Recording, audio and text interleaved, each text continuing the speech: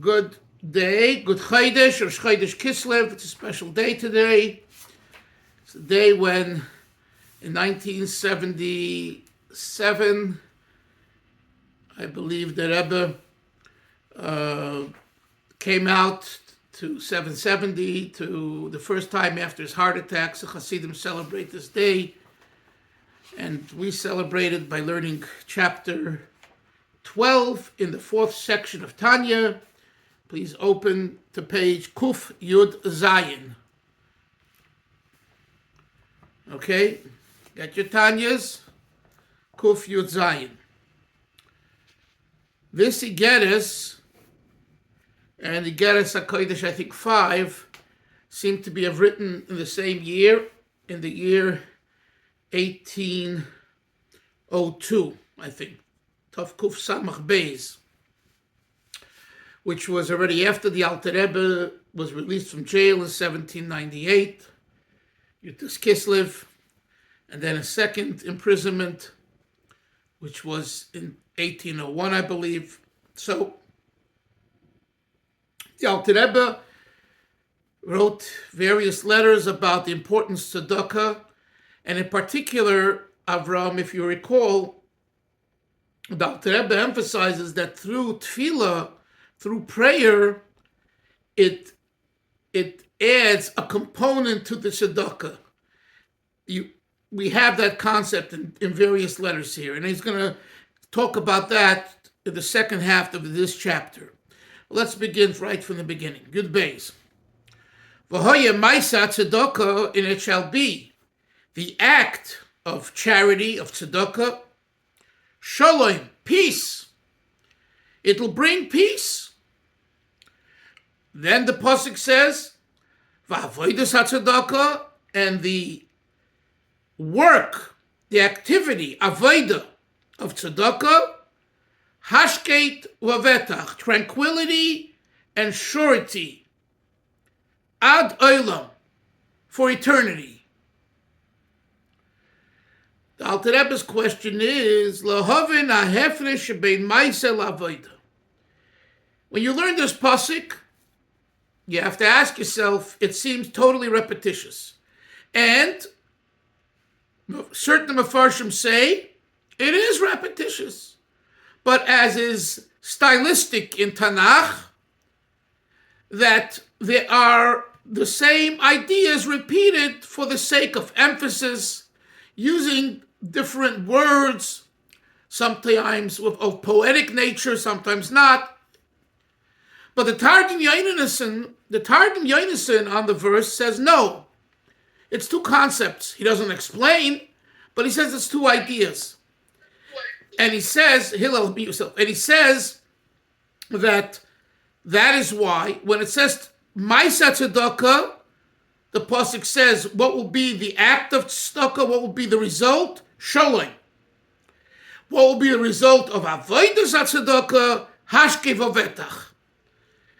But we don't know what that really means, because they all seem to be the same thing. Tranquility, surety, assurance, and peace seem to be the same, just to add synonyms from one and the other, each word.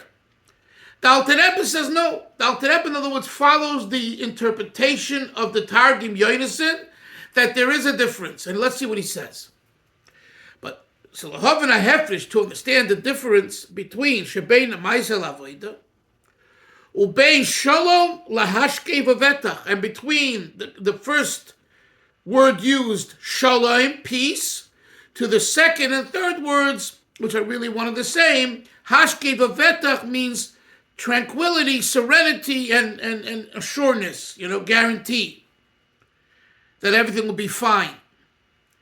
Chuli, Al-Pi will understand the difference based on Masha Amar Azal, what the sages say, Al-Posik, on the verse, Oiseh Shalom Bimbraimov. We say this 3 times a day towards the end of the Amidah.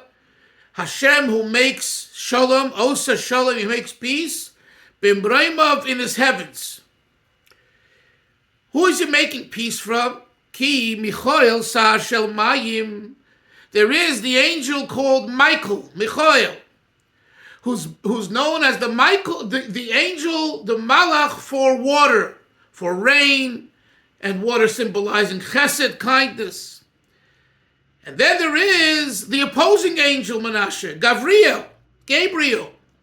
Gabriel is the angel that Shelesh, the word Gavriel, has the word Gevura in its root, right? Gevura, Gimel Vez Resh, Gavriel. He is the minister, the Sar Shelesh of fire, of severity, of strictness, of discipline. Normally, fire and water don't mix together and one extinguishes the other. Say Chazal, ve'ein mechabin zeh zeh. They don't extinguish one and the other. Kloima, what does this mean? You would think that the way that they don't extinguish each other is because each one is in its own territory. And we say no. Kloima, this means Shemichael Sar Shel Chesed. Michael, who's the master of kindness. Hanikli b'shem mayim, that's called with the name water. Hayodim emokim gavoyel emokim namuch, that descends from a higher to a lower place. V'hu p'chinas hashpah, and this is the concept of effluence. V'hispashtus, an expansion of achayis, of the vitality, me'olam es elyonim, from the supernal worlds, l'tachtoinim, to the lower worlds. That's Michael Eish, right? Michael Chesed. And then there is Ubchinas Eish, the level of fire. Shetiva Lalois Lemaila, right? Avram, a fire is always flickering upward. Its nature is to flicker upward. He Bchinas HaGvura. This is the level of Gevura, of judgment, V'histalkus hashpah, and the removal of the effluence of hachayim, of life, mimata, from below, lemaila, going upwards. Shaloi lashpia, not to give effluence without a calculation. Rak b'tzimtzum otzum, to give a very minute amount. After we'll make an accounting and we'll see if you deserve it, then we'll give. Now you can imagine the giving coming after tzimtzum, after eish, is a very limited one. Vehein midas nagdiyos. Therefore, chesed and gevura are not just two midos, two emotions and attributes. They're two opposing emotions. Nagdiyos means opposing. And they're two opposite each other. The Alter Rebbe says, when are they in their opposing force to each other? When they're in the emotional state. Menashe, in a marriage, if one partner, one spouse is a chesed kind, and the other one is an eish, we got a big problem. Because they're two opposite kinds, and it can be a big explosion. Why? But that's only when that's the emotions. However, if they come from a perspective of intellect, then Avram, even Chesed and Gevura, Mayim and Eish, can live together, and they don't extinguish each other, because up here, there's room for both. You understand that there is a chesed side, and you understand that there is a gevura side. There's a kind side and a severe side. And both can live together because it's not in the heart. When it gets to the heart and it becomes heart palpitations, and from there it becomes real action, you either do it this way, you do it that way. And then, so Chesed says do it only with love and kindness, doesn't tolerate the other side, Gevura. And Gevura says no, only with judgment. So that's why, look at the Alter Rebbe's words here, towards the end, before the period, V'hainu kishehein b'bchinas midas levadon. When are they opposing each other, Yaini, Chesed, and Gevura? When they are only in the realm of an emotion. In other words, Chesed and Gevura exist in the brain, in the seichel, in the mind. And from that perspective, they could live together. It's only when they are in the emotion state and realm where they explode. Now let's go further. Says the Alter Rebbe, HaKodesh Baruch Hu, God Almighty, Hashem, Oiseh Sholem B'neihem. He makes peace between Chesed and Gevura. Dahainu, Ayidei Gilui Shemizgale Bohen, through a revelation that's revealed to them, Ha'ore Rabba, a great emanation, Vashpo Atzuma, and great influence, Miyoid, very much so, Ein Sof Baruch Hu, which is infinite. Asher Kishmoy Keinu, as its name indicates, She'ene B'Bchinas Mida Chas V'Sholem. When we say Oir Ein Sof, we're not talking about God as God has already invested himself into an emotion, into a condition.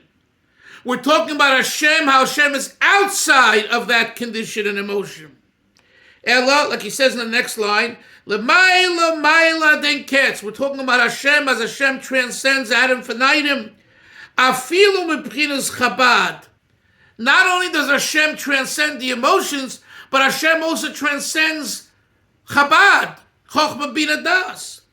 Makar Amidas. Please turn your Tanyas to the top of page 254, which is the source. Chabad is the source of the Chesed, Tiferes, the Midas.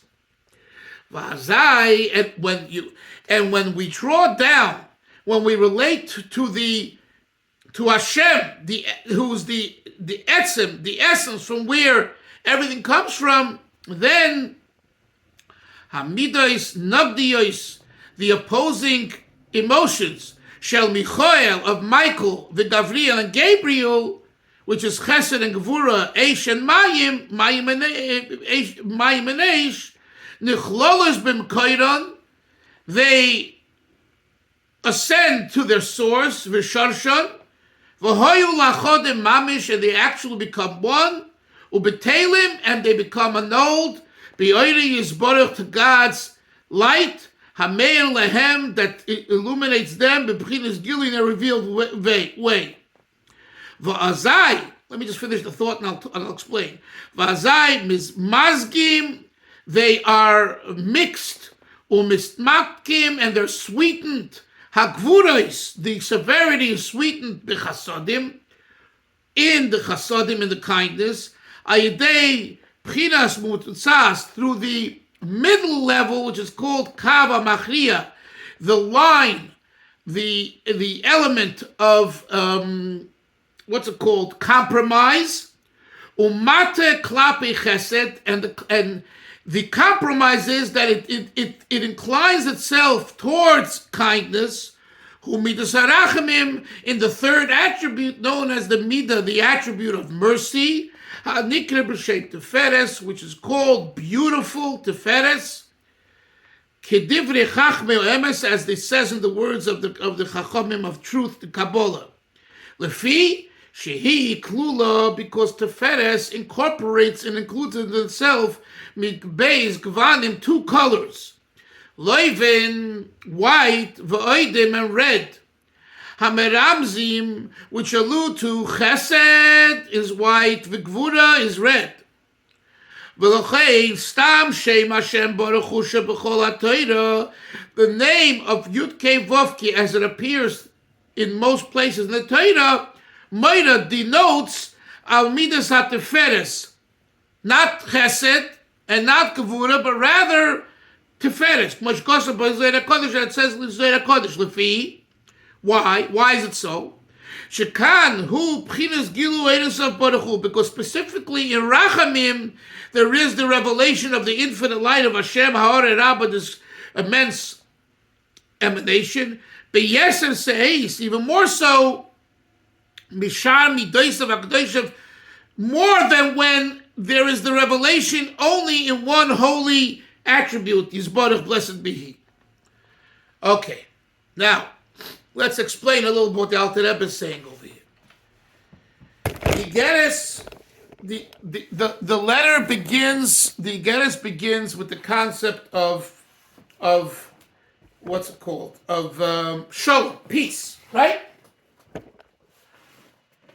The pasuk says, "V'hoya ma'aseh tzedakah shalom."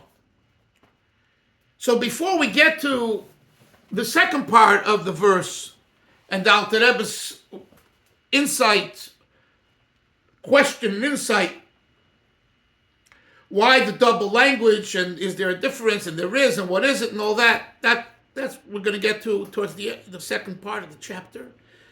The first thing is v'hoya ma'aseh tzedakah shalom. How is it that you make peace through the act of tzedakah? So simply, Hillel, what would you say? A poor person who doesn't have, and when you give them tzedakah, right, you're making peace that they should have. The problem is that when you say peace, shalom, it takes two sides to tangle, as we all see now with the ceasefire, right? How apropos. You can't make shalom just with one side. You decide there's going to be a peace agreement. You decide there's going to be a ceasefire. Thank you very much. It's all in your fantasy, in your mind. The other side doesn't agree. There's no peace. So shalom requires two players. And guess what? These players are not only two players, they oppose each other. They don't like each other. They're against each other. That's exactly what we have today. Comes along the pasuk and says, HaKodesh Baruch Hu, God Almighty, is able to make peace between them. So the question is, who is he making peace between? So the Chazal say, Oiseh Shalom b'mroimov. Chevra, we say it every day, 3 times a day in davening. We might as well know what's going on. So we begin with the Gemara. The Gemara says, Michal sar shamayim, Gavril sar shaleis. There's Michael, the angel of water, and Gabriel, the angel of fire. Fire and water normally extinguish each other. And Oiseh Shalom, God makes peace between them. Question is how? If one is fire and one is water, what did I say earlier? If usually there's a schism and a fight and no peace. If you're coming from that emotional perspective, it's either fire or water. And, that's any rabbi, counselor, or parent will tell you that's what goes on when we have fights and issues, is because everyone comes with their emotion. So we're talking about on the midos level, in the realm of character and emotions, there's no peace. However, if you look at it from a higher perspective, meaning intellect, Chabad, in the Chabad, not talking about Chabad, our Chabad, talking about Chabad, the midos, the first of the 10 spheros, Chochmah Bina Das, intellect. There you could kind of see two sides, because the intelligence, the realm of intelligence, Avram, the realm of Seichel is cold. The realm of Seichel can say, I understand this and I understand that. I do that all day when I write. Many of my books tackle controversial issues, so what do I have to do? If I allow myself into the emotional state, I would never be able to write it, because I'm biased. This way or that way, whatever the issue is. So I have to remove myself. I have to remove myself as much, and it's very hard, and no one's perfect, but you have to remove yourself to be as objective you can and put aside your emotions and look at it rationally. Right? But the Alter Rebbe, so you would think, Oiseh Shalom b'mroimov, Hashem makes peace in heaven between these two forces using the intellectual mode. But the Alter Rebbe doesn't say that either. if you'll notice, the Alter Rebbe says, Oisa Sholem B'Mraimov, he says, he refers, it's when he touches Ein Sof. Ein Sof. Ein Sof means the light itself of God that's infinite is neither emotional and it's neither intellectual. Because even intellect, Hillel, even intellect has an inclination. There's no pure intellect. If anyone thinks there is, they're making a big mistake. Even the intellect is not pure. It's purer than the emotions, but it's still not pure. Why? Because we're all pre-programmed. So you need to get to a place that's more pure, more objective. What is that? Ein Sof. Oisa Sholem B'Mraimov. God, with his Ein Sof, with his infinity, is able to make peace between Michael and Gavriel. And if not from that perspective, there would never be true peace. And this has many offshoots in life. There were philosophies and movements and hashkafas that argued that the emotions is where it's at. The realization was after a while, it's not that way because it's predetermined based on the emotion. So then there were other philosophies, right? Where, okay, God is not emotional, God is intellectual, rational. Now that's less one-sided, but it's still not objective truth. The objective truth is what we call in Hasidus etzem, atzmus, essence. And we've been learning Hasidus for 8 years, Baruch Hashem. We understand there's something called the etzem haneshama, the essence of the soul. Not just the chabad of the neshama, and not just the chagas of the neshama. Those are tools, very important tools.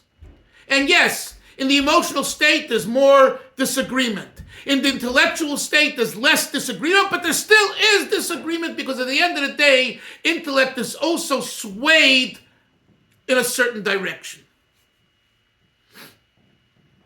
That's why you need etzem. The Alter Rebbe says here, when he says, Oisa Sholem B'Mraimov, how does Hashem make peace between the fire and water? Only through Ein Sof. What's Ein Sof, Hillel, Avram? You know what Ein Sof is? I work for a master. It's not about me. If it's about me, I'm inclined this way, I'm inclined that way. But if I work for a master, whatever the master wants. So you have, the typical example is you have the minister of finance versus the minister of transportation or education. And they're always at each other's necks, throats. I want money for transportation. I want to cut the budget. I want more money. Everything that we have in government. Oisa Sholem B'Mraimov is, hey guys, today you have an appointment, both of you who don't like each other and disagree. You guys both have an appointment to stand in front of the king, the melech, the sar, the master. Oh, guess what? When you stand in front of him, you're both nothing. And whatever he says will be. You can want money for this, it doesn't mean, he don't care what you want. It's about him, not about you. And that is your feeling. In other words, we lose our subjectivity when we're faced with authenticity, i.e. the king, Ein Sof. Oisa Sholem B'Mraimov. That's the only time you can have real shalom, Hillel, between Mayim and Eish. And I think you're a therapist and your work to include this in a therapy way would be very powerful. And maybe you've done it already, maybe others have done it. But to include this concept and to bring it down somehow, I'm not in that field, but really the objective truth should govern you, not how you feel and not how you understand, but what the objective truth is. Now, the question is, what's the objective truth? For that, you got to be a believer. You got to learn, you got to daven, you got to be a believer, and you got to connect with God. But the point is, it could be done. We need to move away. We need to vacate our emotional self as far as dealing with the objective, the bottom line. It's important to have emotions. I'm not from those that, discriminate against emotions. On the contrary. But the emotions shouldn't be guided by emotions, because if they're guided by emotions, we get ourselves into problems. And even even intellect has its, what's the word I'm using for it? It's already tainted. It's not pure. What we need to do is we need to touch the Ein Sof, which is the objective truth as God, from God's perspective. And then, I don't care your transportation and your education and you're fighting each other. In front of the king, you're both nothing, and all you are subjects of the king. And therefore, stay quiet and listen to the orders, and he, the king, will decide how much money goes here and how much money goes there. Chevra, we will continue tomorrow, Mitzvah Shem. Have a great day. Thank you very much. You're welcome. Thank you. You're welcome. Bye-bye. Zaygas and good Chodesh, everybody. Good Chodesh.